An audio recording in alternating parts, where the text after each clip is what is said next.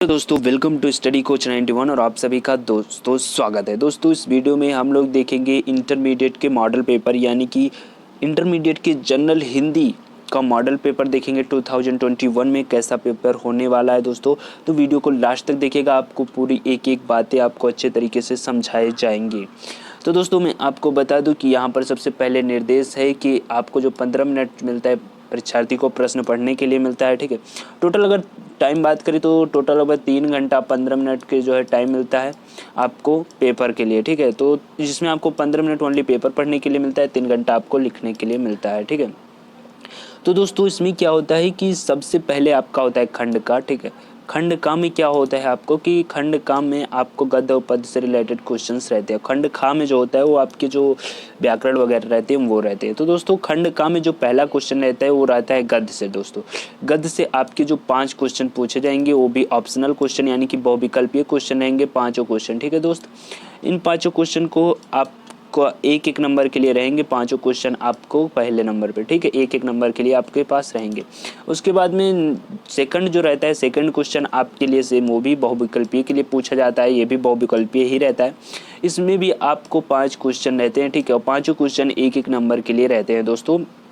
तो मैं आज आपको शेड्यूल यानी बता रहा हूँ वैसे कि कैसे पेपर होता है आपका इस बार, कैसे होने वाला है दोस्तों। उसके बाद में थर्ड नंबर क्वेश्चन रहता है वो आपका रहता है कि गद्यांश दिया रहता है, उसमें से नीचे कुछ क्वेश्चन यानी दिए रहते हैं, उस क्वेश्चन का आपको आंसर देना रहता है दोस्तों। और ये 5 क्वेश्चन रहते हैं, 5 क्वेश्चन आपका 2-2 नंबर का रहते हैं, यानी टोटल 10 नंबर का आपको गद्य आता है दोस्तों। तो गद्य अगर आप जानना चाहते हैं मोस्टली इंपॉर्टेंट चैप्टर्स वगैरह के बारे में तो आप कमेंट बॉक्स में बताइए, जिसके बारे में मैं वीडियो बना दूंगा दोस्तों। तो गद्य के लिए यहाँ पर देख लीजिए 5 क्वेश्चन टोटल इंपॉर्टेंट पूछ लिया है, ठीक है। पाठ का शीर्षक और लेखक का नाम ये जरूर पूछता है दोस्तों, इसे संदर्भ भी बोलते हैं, ठीक है। लेखक और शीर्षक का नाम जो होता है इसे संदर्भ के नाम से भी जाना जाता है। उसके बाद में रेखांकित अंश की व्याख्या पूछता है। फिर उसके बाद मनुष्य मतलब ये बाकी सब जो 3 क्वेश्चंस रहते हैं वो इसमें आपको खोज कर यानी पढ़कर वहाँ से आपको मिल जाएंगे दोस्तों। तो मैं दोस्तों बता दूं कि गद्य के लिए जो दिया जाता है 2 पैराग्राफ दिया जाता है आपको, दोनों में से आपको एक करना रहता है, चाहे फर्स्ट वाला कीजिए या सेकेंड वाला कीजिए, ठीक है दोस्तों। दोनों में से आपको एक ही करना रहता है और दोनों एक ही तरीके से होते हैं, जो आपको इजी लगे, जो आप समझते हो यानी जो आप पढ़ के गए हो, जिस चैप्टर से आए हो आप उसे कर सकते हैं दोस्तों। उसके बाद में हमारा आता है पद का नंबर। तो दोस्तों जैसा कि सेम गद्य के जैसे दिया जाता है इसमें भी 2 क्वेश्चंस रहते हैं यानी कि 2 अथवा करके क्वेश्चंस रहते हैं, उसमें से आपको एक करना रहता है दोस्तों। और ये भी वैसे एकदम सेम कंडीशन 5 क्वेश्चन आपको दिए जाएंगे, एक पैराग्राफ ये दिया गया है, देख सकते हैं आप ऊपर। ये इस पैराग्राफ के नीचे आपको 5 क्वेश्चंस दिए जाएंगे, ये पैराग्राफ है दोस्तों आपका। इसके नीचे आपको 5 क्वेश्चंस दिए गए हैं, ठीक है। आइए क्वेश्चंस दिखा देते हैं आपको मैं। ये है आपके 5 क्वेश्चन, ठीक है। और इसमें से भी पहला क्वेश्चन जो रहता है वो संदर्भ ही रहता है, ठीक है। तो मोस्टली इंपॉर्टेंट संदर्भ अगर आप बनाना ट्रिक अगर जानना चाहते हैं तो आप कमेंट बॉक्स में कमेंट करके बताइए, ठीक है। उसके बारे में वीडियो बना दी जाएगी। और दोस्तों इसमें भी 2 क्वेश्चन रहता है, जैसा कि हमने बताया आपको उसी तरीके से सेम इसका भी आंसर देना रहता है दोस्तों। तो दोस्तों उसके बाद में जो हमारा नेक्स्ट क्वेश्चन आता है 5वां क्वेश्चन दोस्तों, वो क्वेश्चन मेरा है दोस्तों। 5वां क्वेश्चन में आपको क्या करना रहता है कि लेखक के बारे में साहित्यिक परिचय लिखनी रहती है, ठीक है। अगर आप जानना चाहते हैं कि साहित्यिक परिचय कैसे लिखे अच्छे से ताकि फुल मार्क्स मिले, यहाँ पर देखिए 3+2 नंबर यानी कि साहित्यिक परिचय और रचनाएं भी लिखनी है। साहित्यिक परिचय पर आपको 3 नंबर मिलेंगे और रचनाएं लिखने पर आपको 2 नंबर मिलेंगे, ठीक है। यहाँ पर आपको 3 ऑप्शन दिया गया है, 3 यानी लेखक के नाम दिए गए हैं, आपको तीनों लेखक में से किसी एक लेखक के बारे में लिखना है दोस्तों। और दोस्तों सेम कंडीशन ऐसे पद पे भी होता है, पद को भी आपको ये दोस्तों आपके लिए पद के लिए, ठीक है। इसमें भी 5 नंबर हैं।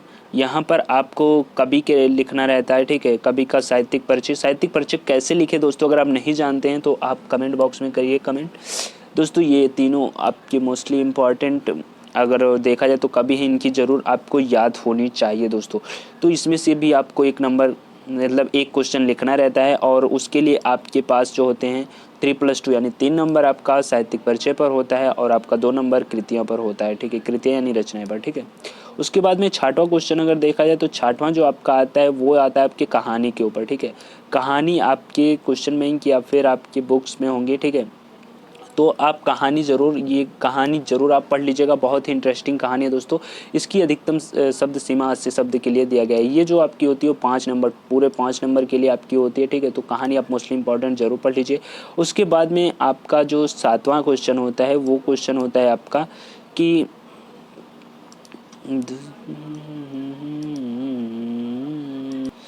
खंड काव्य लिखना रहता है दोस्तों कि आपको जिला में ये अलग डिस्ट्रिक्ट के अलग अलग खंड काव्य होते हैं, तो आप अपने डिस्ट्रिक्ट का खंड काव्य को देख लीजिए, ठीक है दोस्त। अगर आपको नहीं पता है तो आप अपना डिस्ट्रिक्ट, जिस डिस्ट्रिक्ट में आप पढ़ाई कर रहे हैं उस डिस्ट्रिक्ट का नाम डिस्क्रिप्शन में दे दीजिए, ठीक है। हम आपको ज़रूर बता देंगे कि खंड काव्य आपका कौन सा है, ठीक है दोस्तों। ये खंड काव्य आपको लिखना रहता है। खंड काव्य में आपको 2 क्वेश्चन दिया रहता है अथवा करके, उसमें से आपका 1 क्वेश्चन लिखना रहता है दोस्तों। तो जो भी है वो अलग अलग डिस्ट्रिक्ट के लिए अलग अलग रहता है दोस्तों। उसके बाद में जो मेरा आता है खंड खा, यहाँ पर आ जाता है मेरे लिए, ठीक है। तो दोस्तों खंड खा के लिए सबसे पहला जो क्वेश्चन यानी 8वां नंबर क्वेश्चन है वो है दोस्तों कि इसमें भी एक संस्कृत, ठीक है, संस्कृत आपका पैराग्राफ दिया जाता है संस्कृत को, उसको दोस्तों हिंदी में आपको कन्वर्ट करना रहता है यानी अनुवाद करना रहता है, ठीक है। ये आपके लिए 7 नंबर के लिए रहता है, ठीक है। 7 नंबर के लिए ये आपको रहता है। उसके बाद में ये इसका संदर्भ भी लिखना है दोस्तों, ठीक है। इसको अनुवाद करके इसका संदर्भ भी लिखना है दोस्तों। इसके अथवा करके 2 क्वेश्चन दिए रहते हैं, उसमें से आपको 1 करना रहता है। उसके बाद में हमारा नेक्स्ट अगर देखें तो नेक्स्ट है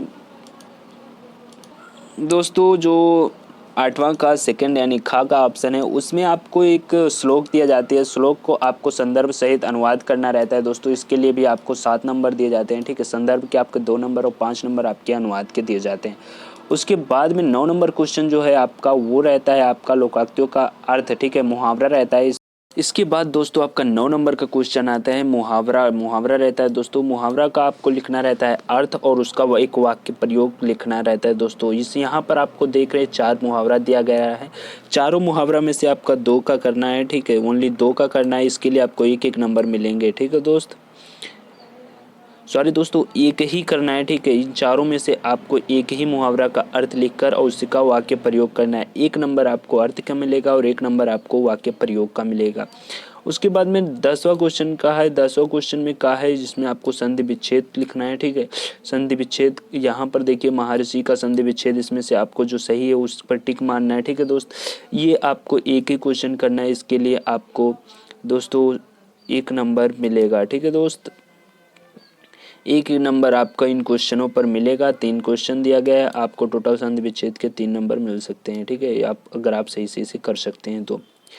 उसके बाद में नेक्स्ट है हमारा खा, जो कि आता है इसी के खा में से कि विभक्ति और वचन का चयन करना रहता है, जो कि आपको 2 क्वेश्चन रहता है। विभक्ति और वचन चयन कीजिए, ठीक है। 1-1 नंबर का दोनों क्वेश्चन पूछा जाता है।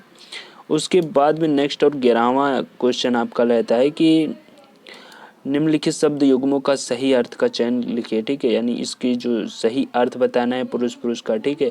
ये आपके लिए 2 क्वेश्चन पूछे जाते हैं 1-1 नंबर के, ठीक है। ये आपको दोनों करना रहता है दोस्तों। उसके बाद में इसी के 11वां के खा क्वेश्चन अगर देखा जाए तो वो है निम्नलिखित शब्दों में से किसी एक शब्द का 2 अर्थ लिखिए, ठीक है। किसी एक शब्द का 2 अर्थ, यानी कि अगर बोले तो पर्यायवाची, ठीक है, नहीं पर्यायवाची नहीं दोस्तों, आपको एक ही वर्ड का 2 अर्थ लिखना है। जैसे कनक, कनक, कनक मतलब एक होता है धतूरा और एक होता है सोना, ठीक है दोस्त। ऐसे ही आपको एक वर्ड के 2 अर्थ लिखना है। उसके बाद में जो गा इसमें आता है, गा क्या आता है कि वाक्यांशों के लिए एक शब्द का चयन करके लिखे, ठीक है। एक शब्द का चयन करके लिखे। जैसे ये वाक्य दिया गया आपका जिसकी सीमा ना हो, ठीक है। इसमें से आपको उसका सही आंसर लिखना है कि इसको एक वाक्य में हम क्या कह सकते हैं। ये टोटल 2 क्वेश्चन रहते हैं आपके लिए 1-1 नंबर के लिए, ठीक है। उसके बाद में जो इसका घ नंबर क्वेश्चन रहता है वो रहता है कि निम्नलिखित में से किन्हीं 2 वाक्यों को शुद्ध करके लिखे, ठीक है। ये जो वाक्य लिखे हैं, ठीक है, 4 वाक्य आपको दिए हैं, ये अशुद्ध है, ठीक है। कुछ ना कुछ इसमें मिस्टेक है दोस्तों। तो आपको किसी भी 2 वाक्य को अच्छे से देख करके एनालिसिस करके आपको 2 वाक्य को लिखना है अच्छे से। उसके लिए आपको 1-1 नंबर दोनों मिलेंगे, ठीक है। उसके बाद में नेक्स्ट दोस्तों हमारा आता है, तो दोस्तों इसके बाद में 12th नंबर का आपका क्वेश्चन रहता है। रस लिखना रहता है आपको 12th नंबर क्वेश्चन में, जिसके लिए आपको 2 रस दिए रहते हैं। दोनों रस के में एक रस के बारे में आपको लिखना रहता है, ठीक है। उसके लिए आपको 1-1 नंबर रहते हैं, यानी एक रस के परिभाषा लिखने के लिए और दोस्तों एक आपको उदाहरण लिखने के लिए 2 नंबर रहते हैं दोस्तों।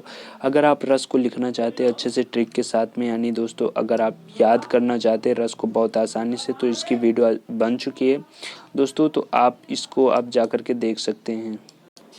इसकी लिंक आपको डिस्क्रिप्शन में दे दिया हूँ, ठीक है। उसके बाद में 12 का खा नंबर जो क्वेश्चन रहता है वो रहता है आपको कि अलंकार लिखना रहता है दोस्तों। अलंकार आपको 2 दे दिए जाएंगे। ठीक है, उसमें से आपको एक अलंकार लिखना रहता है, उसके लक्षण और उदाहरण लिखने रहते हैं। इसके लिए आपको 2 नंबर कन्फर्म रहता है दोस्तों। उसके बाद में जो नेक्स्ट है, इसी में तीसरा के लिए क्वेश्चन के लिए तो वो रहता है आपको छंद लिखने के लिए रहता है। इसमें भी आपको 2 ऑप्शन दिए रहते हैं, ठीक है, जिसमें से आपको एक के बारे में लिखना रहता है। एक लक्षण लिखने के लिए 1 नंबर और 1 नंबर उदाहरण लिखने के लिए, टोटल 2 नंबर इससे मिलते हैं दोस्तों। तो दोस्तों इस हिसाब से 12 नंबर क्वेश्चन में टोटल 6 नंबर मिलेंगे आपको दोस्तों। उसके बाद में जो 13 नंबर का क्वेश्चन रहता है दोस्तों, वो रहता है आपको एप्लीकेशन लिखने के लिए, ठीक है, लिखने के लिए रहता है दोस्तों।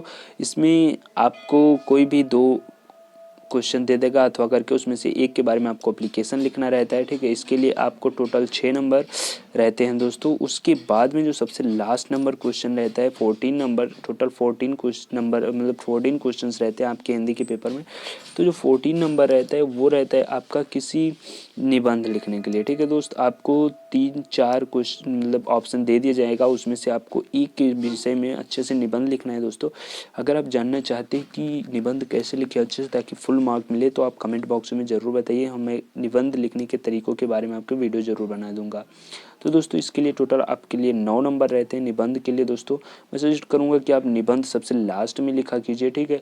तो दोस्तों ये वीडियो आपको कैसा लगा कमेंट करके ज़रूर बताइएगा। अगर ऐसे ही आप और सब्जेक्ट के वीडियोस पाना चाहते हैं तो आप कमेंट कीजिए दोस्तों। मिलेंगे इसे नेक्स्ट वीडियो में, तब तक के लिए बाय। जय हिंद, जय भारत।